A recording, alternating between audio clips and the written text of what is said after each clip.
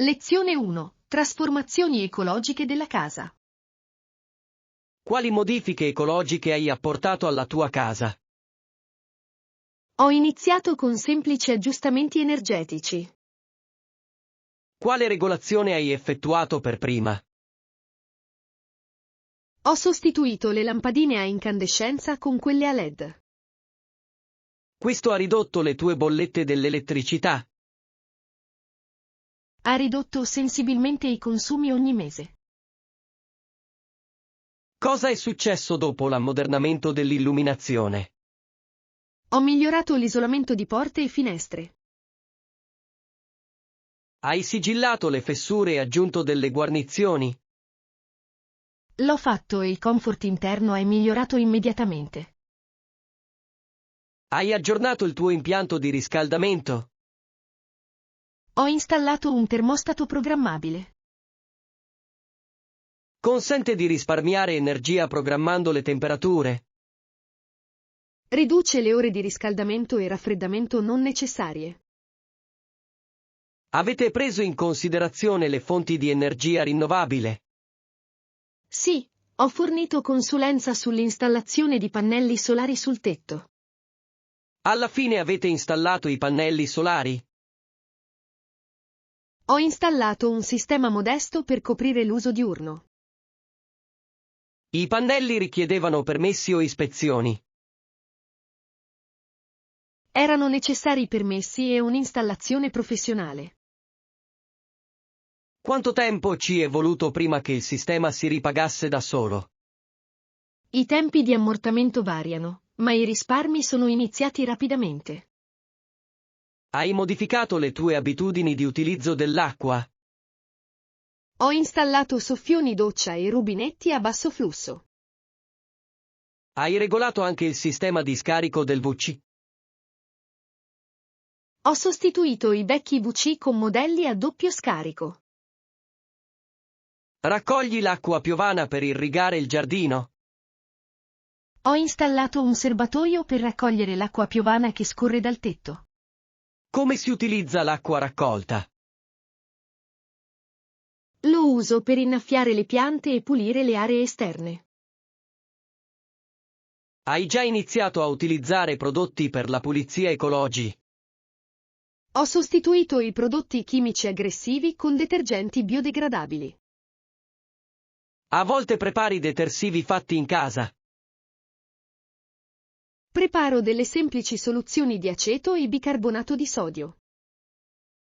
Come hai affrontato la riduzione dei rifiuti in casa?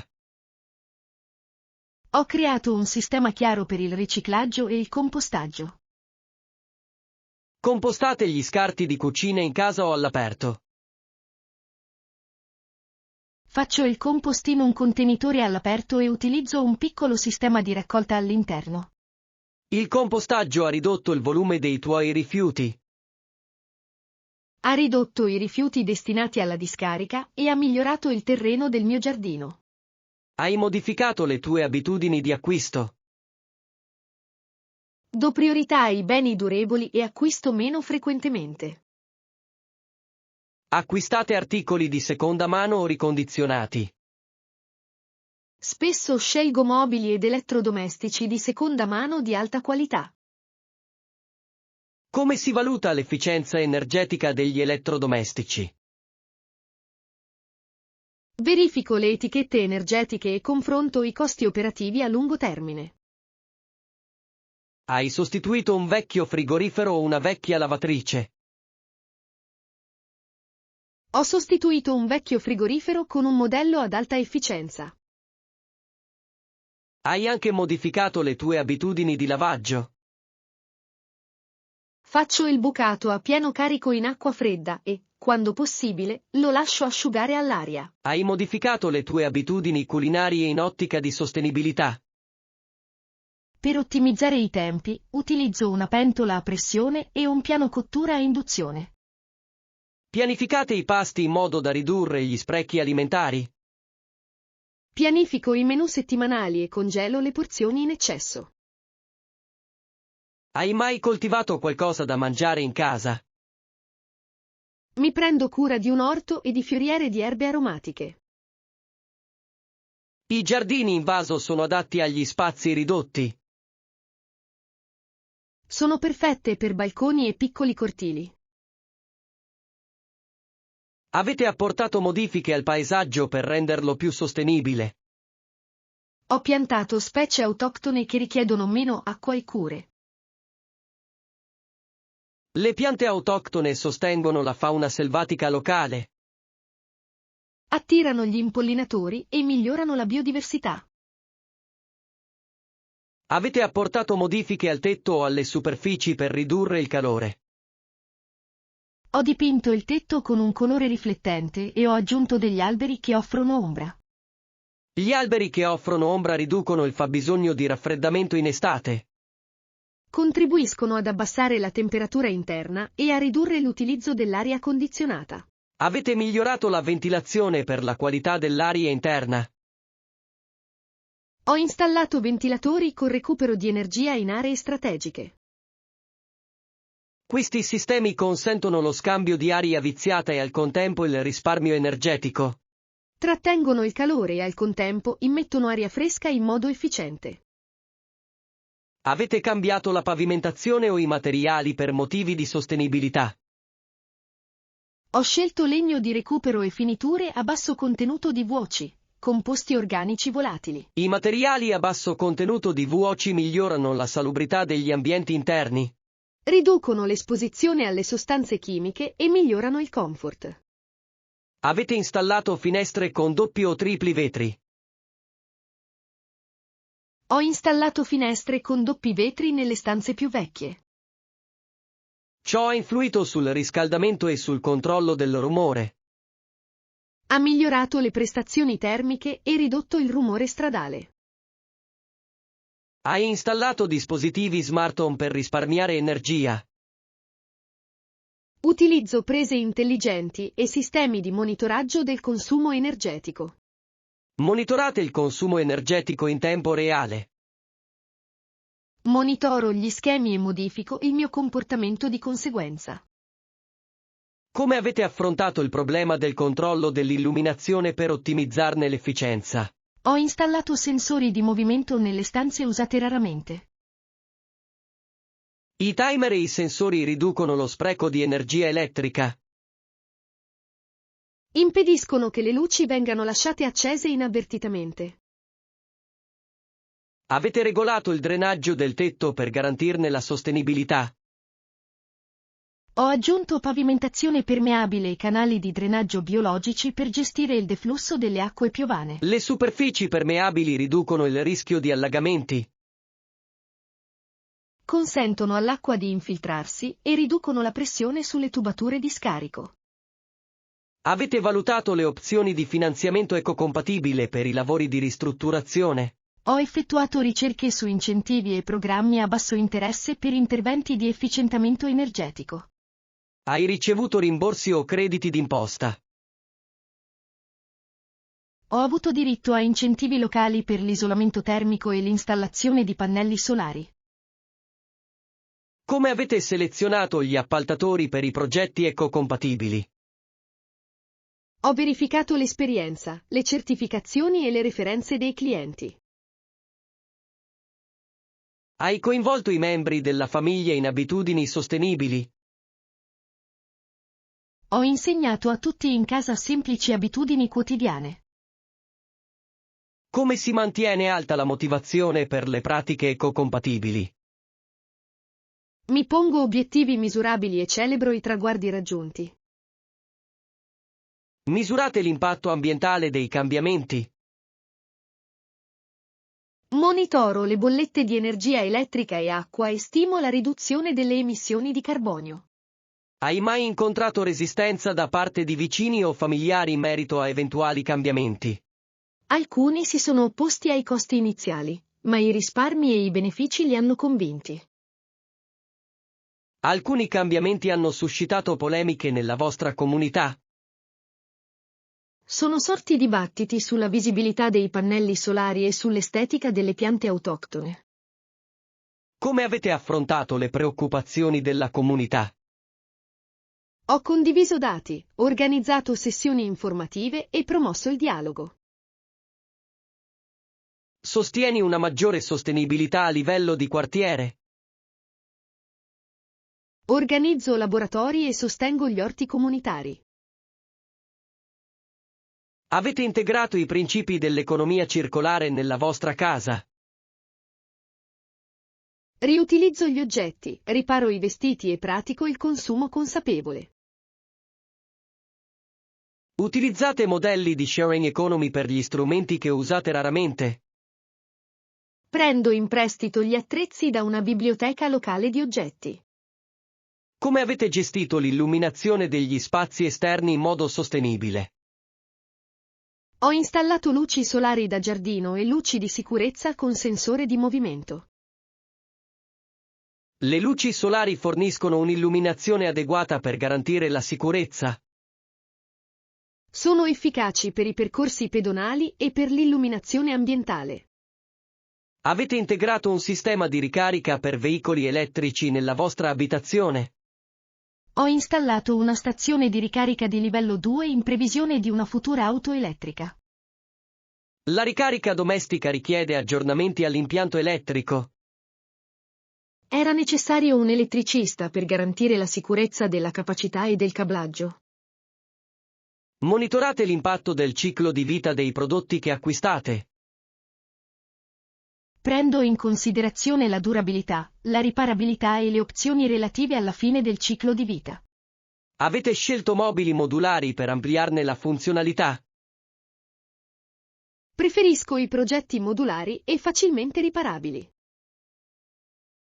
Come sensibilizzi gli ospiti sulle pratiche ecocompatibili della tua casa? Spiego semplici procedure e invito la partecipazione con rispetto. Gli ospiti reagiscono mai negativamente a cambiamenti come il compostaggio?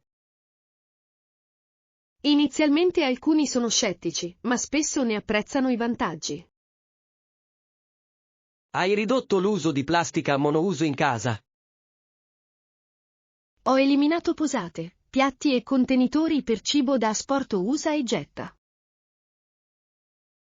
Hai optato per soluzioni di conservazione degli alimenti riutilizzabili. Utilizzo barattoli di vetro, involucri di cera d'api e contenitori in acciaio inossidabile. Pratichi un uso consapevole dell'energia durante le ore di punta. Quando possibile, cerco di spostare l'utilizzo degli elettrodomestici ad alta intensità nelle fasce orarie Avete non discusso di di sostenibilità con i responsabili politici locali? Ho partecipato alle riunioni del Consiglio Comunale per sostenere le iniziative a favore dell'ambiente. Avete in programma ulteriori interventi di riqualificazione ecologica in futuro? Ho intenzione di ampliare la capacità di produzione di energia solare e di migliorare ulteriormente l'isolamento. Qual è il tuo miglior consiglio per i proprietari di casa che vogliono adottare uno stile di vita più ecologico? Iniziate con piccoli cambiamenti accessibili e misurate nell'impatto. Apprezzo il vostro approccio esaustivo e inizierò i miei interventi di riqualificazione ecologica questo mese. Lezione 2. Fiducia negli influencer e controllo digitale. Come si fa a decidere di quali influencer fidarsi? Inizio con la divulgazione trasparente delle sponsorizzazioni. Ti fidi degli influencer che nascondono le collaborazioni a pagamento? Diffido raramente degli influencer che nascondono i legami commerciali. Qual è il prossimo criterio che utilizzi? Analizzo la loro competenza e il loro background in relazione all'argomento. Come si verificano le credenziali dichiarate?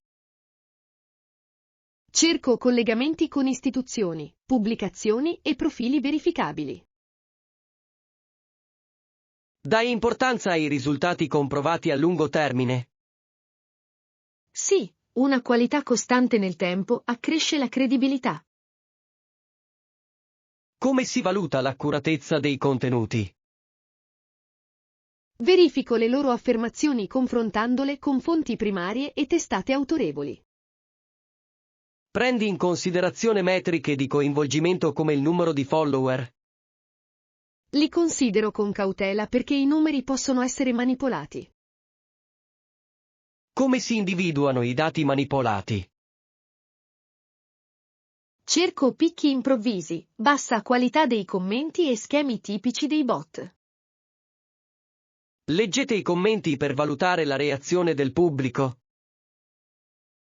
Leggo i commenti per capire come reagisce la comunità. I commenti possono essere fuorvianti in merito alla credibilità. Possono farlo, perché esistono le camere di risonanza e gli elogi coordinati. Preferisci gli influencer che citano le fonti? Preferisco chi fornisce link, studi o documentazione. Quanto sono importanti il tono e l'umiltà nei loro contenuti?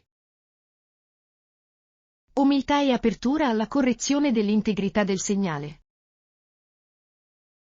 Seguite influencer che cambiano spesso posizione. Apprezzo gli aggiornamenti motivati, ma diffido di chi cambia idea di continuo per ottenere visibilità. Come valutate le loro sponsorizzazioni commerciali? Valuto se le dichiarazioni di sostegno siano coerenti con i valori dichiarati. L'allineamento è sempre un buon segno. Può esserlo, ma la sola coerenza non dimostra l'onestà. Come si gestiscono gli influencer con forti opinioni politiche? Distinguo le loro tesi dalle affermazioni fattuali e verifico entrambe. Verificate la presenza di conflitti di interesse al di là delle sponsorizzazioni. Verifico i legami commerciali, le appartenenze ai consigli di amministrazione e le relazioni di affiliazione. Utilizzate verifiche indipendenti dei fatti per le affermazioni degli influencer. Consulto siti di verifica dei fatti e dati originali quando disponibili. Come ci si comporta con gli influencer che semplificano eccessivamente questioni complesse? Rimango scettico e cerco analisi più approfondite altrove. Ti fidi degli influencer che ammettono di avere dei dubbi? Mi fido di più di loro perché evitano le false certezze. Come reagisci agli influencer che attaccano duramente i critici? Un atteggiamento ostile e aggressivo nei confronti dei critici mina la credibilità. Preferisci gli influencer che interagiscono con gli esperti in modo rispettoso? Sì, un dialogo rispettoso con gli esperti è un segnale positivo. Come si distinguono i veri esperti di nicchia da quelli che si autoproclamano tali? Cerco il riconoscimento dei colleghi, le pubblicazioni e il rispetto della comunità. Prendi in considerazione la qualità di produzione dei contenuti? La qualità della produzione è importante, ma non è l'unico indicatore di verità. Come si valuta il valore di intrattenimento rispetto al valore informativo? Distinguo l'intrattenimento dall'attendibilità dei fatti e li etichetto di conseguenza. Seguite influencer che correggono pubblicamente i propri errori? Ammiro coloro che correggono gli errori in modo trasparente e spiegano le revisioni. Come si valutano i prodotti sponsorizzati dagli influencer? Leggo recensioni indipendenti e verifico i risultati di test oggettivi. Diffidi degli influencer che promuovono molti prodotti non correlati tra loro? Un'eccessiva diversificazione delle sponsorizzazioni desta sospetti.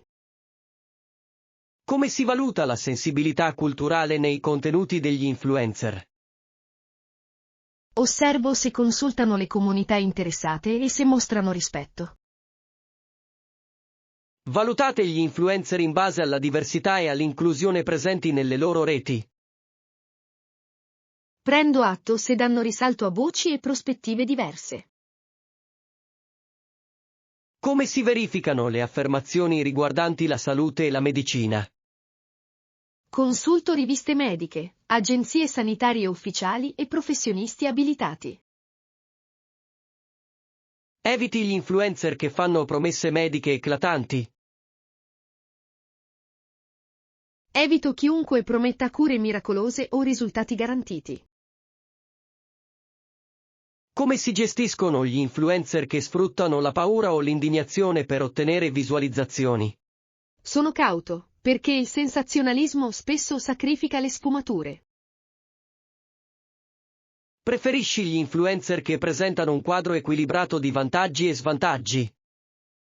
Una presentazione equilibrata è indice di un'analisi ponderata. Come si fa a verificare se un video è deepfake o modificato? Analizzo le incongruenze, verifico i caricamenti originali e utilizzo strumenti di verifica. Quando ti fidi degli influencer, tieni conto delle politiche della piattaforma. L'applicazione delle regole della piattaforma può essere importante, ma non è determinante. Come si gestisce il comportamento multipiattaforma degli influencer? Verifico la coerenza tra i diversi canali per garantirne l'autenticità. Monitorate se gli influencer si impegnano in attività di volontariato o attivismo sociale. Apprezzo le azioni concrete che corrispondono ai valori dichiarati. Come si risponde agli influencer coinvolti in controversie legali? Analizzo atti giudiziari, esiti legali e resoconti giornalistici attendibili. Segui il giornalismo investigativo sugli influencer. Conduco indagini approfondite per scoprire schemi nascosti. Come si decide di smettere di seguire un influencer? Smetto di seguire qualcuno quando le prove dimostrano inganno, sfruttamento o comportamenti dannosi. Utilizzate strumenti per individuare i contenuti sponsorizzati non dichiarati. Utilizzo estensioni per il browser e, quando possibile, consulto i database di registrazione.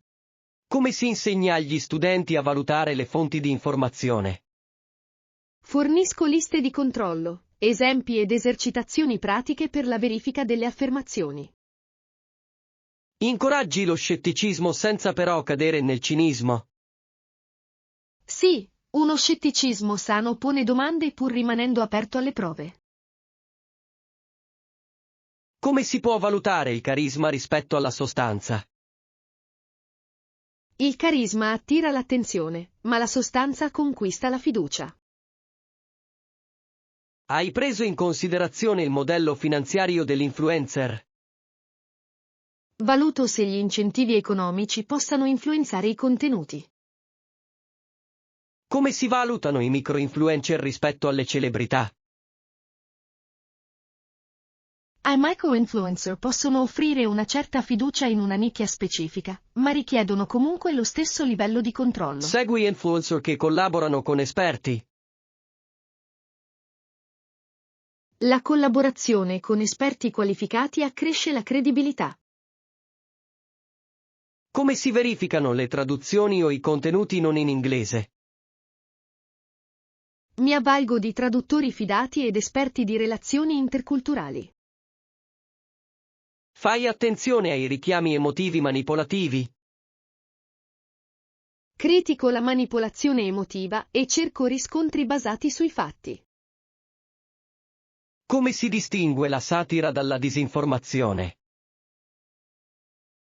Verifico il contesto, le clausole di esclusione di responsabilità e la reputazione dell'editore. Consigliate di smettere di seguire tutti in massa sui social dopo uno scandalo? Valuto ogni caso e agisco sulla base di prove attendibili. Come si può incoraggiare le piattaforme a migliorare la trasparenza? Sostengo le politiche che prevedono una maggiore trasparenza nelle informazioni e audit indipendenti. Ti capita mai di contattare un influencer per esprimere delle preoccupazioni? A volte lo faccio, citando cortesemente le prove e chiedendo chiarimenti. Come reagisci quando un influencer cambia posizione su questioni etiche? Accolgo con favore l'evoluzione ragionata e ne esamino attentamente le motivazioni.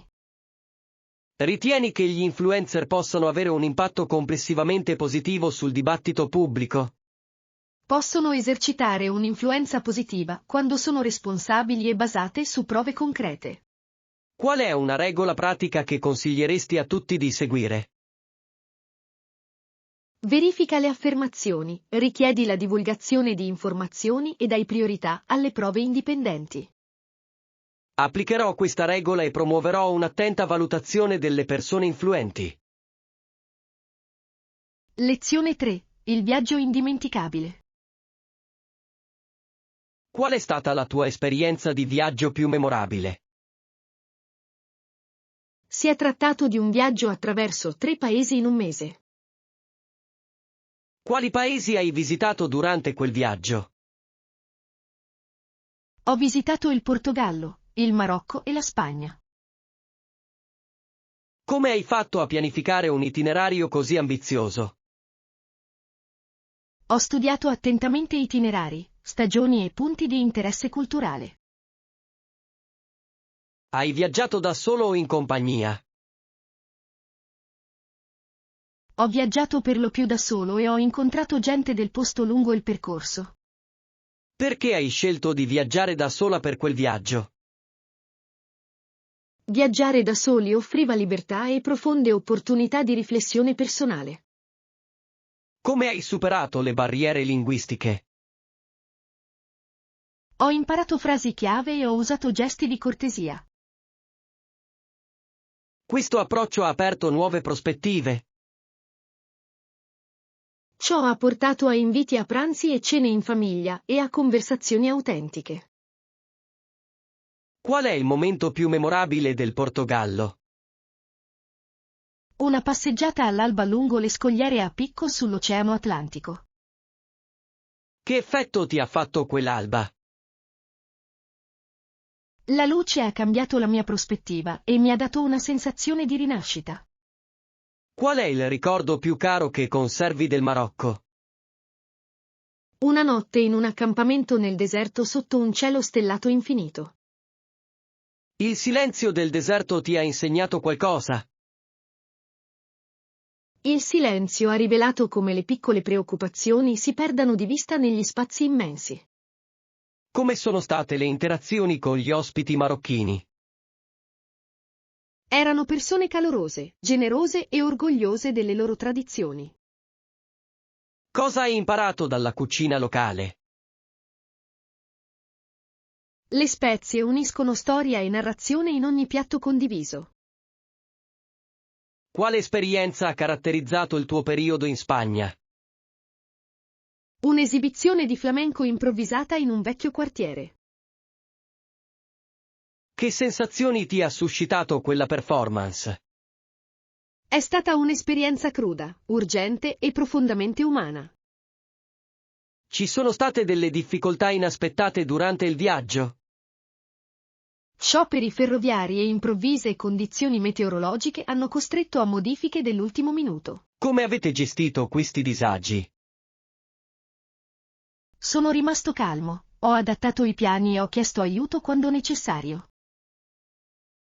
Qualche incontro ha modificato la tua prospettiva a lungo termine?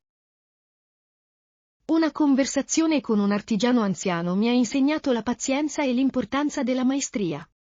Come hai documentato il viaggio? Ho scritto brevi riflessioni e scattato fotografie accurate. Ti sei mai sentita insicura viaggiando da sola? Una volta, in un mercato affollato, i venditori locali intervennero gentilmente. In che modo questo ti ha aiutato a fidarti di nuovo degli sconosciuti? La loro protezione ha ripristinato la mia fiducia nella bontà umana. Hai stretto amicizie durature durante il tuo viaggio? Ho stretto diverse amicizie profonde che continuano ancora oggi. In che modo i viaggi hanno influenzato le tue competenze linguistiche? L'immersione ha accelerato le mie capacità di conversazione e di ascolto. Hai riportato a casa qualche tradizione? Ho iniziato a cucinare tagine e a organizzare piccole serate musicali. In che modo queste tradizioni hanno influenzato la tua vita sociale? Hanno rafforzato le amicizie e suscitato nuova curiosità culturale. Il budget ha rappresentato un limite durante il viaggio. Ho gestito il budget in modo rigoroso, concedendomi però qualche sfizio occasionale per i momenti speciali. Hai utilizzato app di viaggio o guide cartacee? Ho utilizzato un mix di entrambi per bilanciare autenticità e praticità. Come si differenziavano i trasporti locali nei diversi paesi? Il Portogallo disponeva di treni efficienti, il Marocco richiedeva taxi flessibili e la Spagna offriva una rete ferroviaria ad alta velocità affidabile. Hai mai sperimentato uno shock culturale da qualche parte? Ho provato brevi momenti di disorientamento, seguiti poi dalla gioia di imparare. Quali scelte etiche hai preso in considerazione come viaggiatore? Ho rispettato le usanze locali, ho sostenuto le attività commerciali del posto e ho evitato i tour che sfruttavano i turisti. Hai mai affrontato momenti controversi in qualità di ospite? Ho assistito a dibattiti sul comportamento dei turisti e sui danni che potrebbe arrecare ai quartieri. Come hai reagito personalmente a quei dibattiti? Ho modificato le mie scelte e promosso il turismo responsabile tra i miei colleghi. Quale ricordo sensoriale riaffiora con maggiore vividezza? L'odore del sale marino, dei mercati delle spezie e del pane caldo all'alba. Ti sei mai chiesto se avessi preso quella decisione di viaggiare? Solo per brevi istanti nei momenti difficili, poi la gratitudine ritornava rapidamente. In che modo il viaggio ha influenzato la tua creatività? Ha fatto emergere nuove idee e un desiderio più profondo di raccontare storie. Hai imparato delle abilità pratiche di viaggio durante quel viaggio?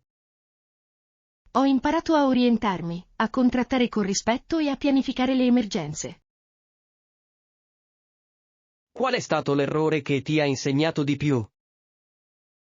Perdere una piccola borsa mi ha insegnato l'importanza di duplicare i documenti e di fare backup. Ti è mai capitato di commettere un errore culturale? Una volta, ho frainteso un segnale sociale e mi sono scusato sinceramente. In che modo le scuse hanno modificato l'interazione?